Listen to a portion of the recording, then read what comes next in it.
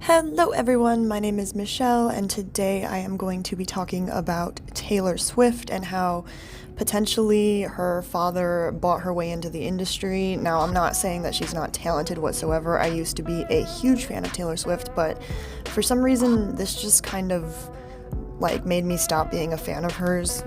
So Taylor was born in 1989 in a Christmas tree farm with horses into a wealthy family in Pennsylvania. You could definitely acknowledge that she was in the 1%. Just a fun fact, as a sophomore in high school, she got a convertible Lexus. Around the same time, her dad bought a piece of Big Machine, the label to which Swift was signed. I think that, most of us, all of us, can agree that Taylor is a very hardworking, talented, behaved nicely musician. Except for, this new thing with her, saying that the word fat is negative when really, there's nothing wrong with being fat. That's not a negative term. So while Swift might not have been born famous, she definitely had a leg up because her father bought a significant stake in the major record label that signed the rising star. When she was 14 years old, her father, a stockbroker, moved his work to Nashville, Tennessee to help his daughter get her start. So basically the way that I like to see it is you have a bunch of people who are invited to be seen and shown whether that they are potential music stars and if they want to sign them. So not long after moving to Music City, Swift was signed to Big Machine Records. Swift's father had sprung into action. He bought a 3% stake in the company for a reported $300,000, and I guess the way I see it is that getting your foot in the door like that, maybe Taylor, would still not have become famous if she hadn't been all of these things that she is. However, it does kind of push one person out the door who had not had that much money to invest in a company. She actually has a whole production behind her, which, like I say, is not to discredit her at all because, her dad hired someone to teach her to dance, to teach her to write music, and, if she wasn't able to successfully do that, then she may have not become the famous pop star country singer that she is today. However, a lot of the tracks on there are, made together with a man named Martin Shellback, who she does a duo with in Red and many other things. On Red, he did 3 singles and co-produced half of the tracks, and also a man named Nathan Chapman company is behind her doing a duo for 7 of the 13 tracks on that album. And she also co-produced with guitarist Jack Antoff from Fun, and he was in pretty much all of her songs. Antoff and Shellback actually split the production revenue from Lover, which kind of gives us an idea of how much they really are involved in her music. Folklore was made from the production duo for lion's share of the record, and the remaining 5 tracks were produced by Swift Antoff. Even on her first 2 records, she was splitting half and half duo producing and writing the songs. However, not to discredit Taylor, it's pretty standard for musical artists to have co-writers. Like a lot of songs that are written today, I actually don't like this. I prefer songs that are more, written live, kind of like 80s music, even early 2000s music. However, now it's completely reliant on computer soundtracks, which makes it even easier to be writing with various different people. This basically means that around 10 to 15 people were working on 15 different tracks with her. But my side of it is you can't expect authenticity in all of today's music.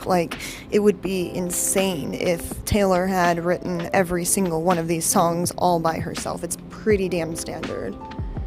Really authentic music that is written only by the artist goes back all the way to the days of the Beatles. But today's music is streamlined and flattened for maximum appeal to a vast, large audience. Unfortunately, even if you are as talented as Taylor, without all of the money that was spent towards her becoming the success that she is today, it is very rare that a pop star or any kind of famous person will just randomly get famous based on that. There's a lot of production, buying that goes into it. Basically, little to none of the famous pop artists today are authentic. The only way you're gonna get a authentic pop artist is if you go like on SoundCloud and look at the obscure different musicians. Because larger productions know exactly what strings to pull and what has sounded good in the past, and they can use that to their advantage as what to write today. And obviously, us as a society love that. And you might actually already know this. I mean, it's not a secret that it's a reality in our society. Many pop artists like Clairo, Lorde, they come from richer families who basically pay for their success, and I don't think that they would be able to earn that success necessarily on their own, but without the talent that they have and just the fan base, then they wouldn't have the career anyways, so it's like a double-edged sword. The reality is Taylor's music is very strategically planned by many, many different companies, many, many different people for maximum market success.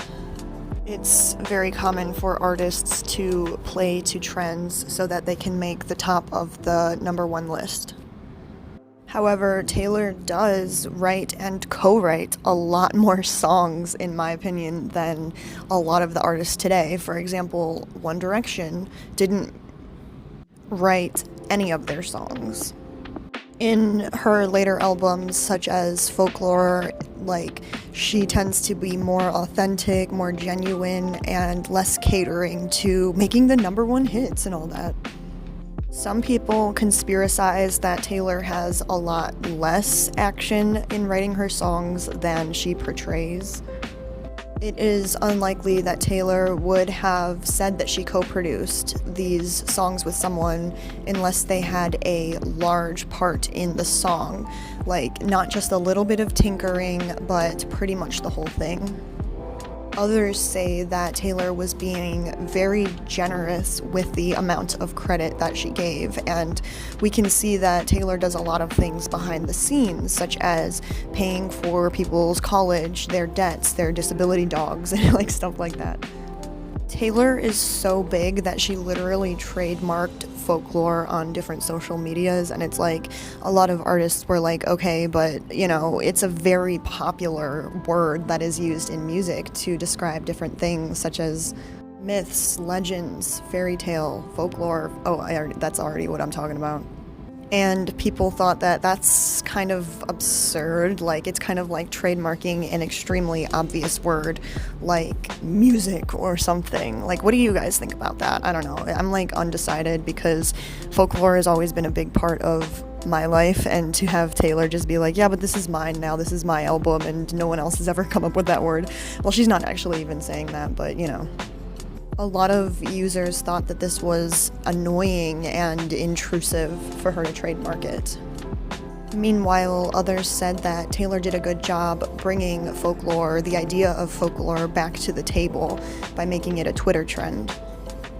I guess people just question the morality of it, the fact that it is Taylor Swift as in a person, and in reality there's 3 to 4 different people working equally as much, if not more, as Taylor is, because she's so busy with being a celebrity in these albums.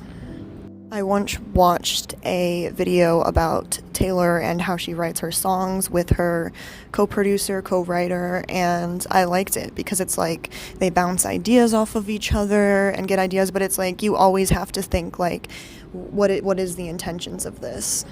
Let me know what you guys think, and make sure to give this video a thumbs up, subscribe, turn the bell on if you're feeling risky, become a member. I'm about to start giving you guys shoutouts in my videos once again once I get my damn computer in the mail, but I appreciate you equally. I love you guys so much. Thank you so much for watching as always, and goodbye.